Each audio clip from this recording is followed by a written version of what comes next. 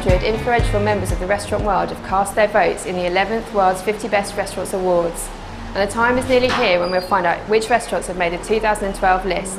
BigHospitality has come here to Viajante in London, where members of the 50 Best Academy are meeting for the last time, and we'll be asking them what criteria they have when they're voting and what predictions they have for this year. The most important criteria when we vote for a restaurant, no matter which cuisine, is, to me personally, is most important is the quality of the cuisine and how original it is. No, I try to vote for a variety of cuisine in my voting.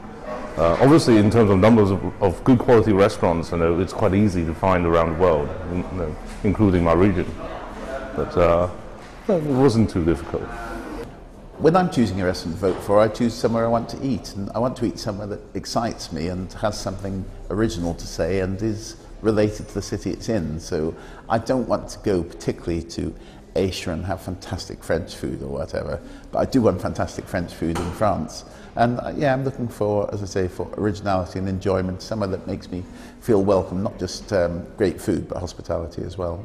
It's very difficult just to choose 7 restaurants because eating out is my favourite thing to do. Whether I'm working or on holiday, I like to go to restaurants and try them, and I could easily fill a list with 7 from England, and I could fill them with 7 from, obviously 7 from Paris or the US, so it's extremely tough, and it takes some time trying to whittle down my favourites to places I think should be on the list. I want to see something new, something that something that maybe that we haven't even heard of yet.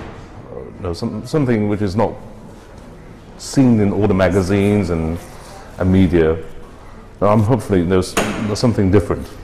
Well, obviously, I would love to see a restaurant from China or Korea being on the top 50 list, but we'll see. Well, I think the list traditionally has been dominated by restaurants that are pioneering, doing something slightly different. So a couple of years ago it was Noma coming in with René and his foraging and his new Nordic cuisine. And of course the Spanish restaurants have been very solid over the years, and I think it's going to be a battle really between the Nordic and the Spanish restaurants. That's what I see at the top list. Pioneering restaurants doing very modern cooking.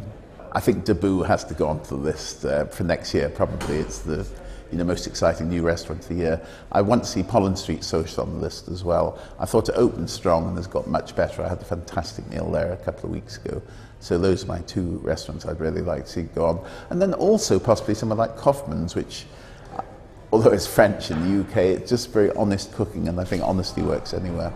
With many discussions about whether Noma will retain its top spot again this year, we asked Richard Vines if he thought the restaurant's influence had spread through to other regions. I absolutely love Noma, but I'm getting a bit fed up seeing Noma lookalikes springing up. I think what René did was brilliant because it was based on the Nordic region where he was, and it wasn't a fashionable region for restaurants, but he realised there was richness within his region and he did it. And I think that ethos translates to other parts of the world. You could have a great restaurant in Ethiopia doing that, but it shouldn't be new Nordic cuisine, it should be new Ethiopian cuisine. So I think it's a kind of mixed blessing. As long as people take the spirit of Noma, then it's fantastic for food, but if they copy Noma, then it gets a bit dull for everyone. BigHospitality's news team will be reporting live from the world's 50 Best Restaurant Awards, keeping you up to date on all the latest and finding out whether Noma has retained its #1 spot. So for all the latest, follow us on our website, on our Facebook page or via our Twitter feed.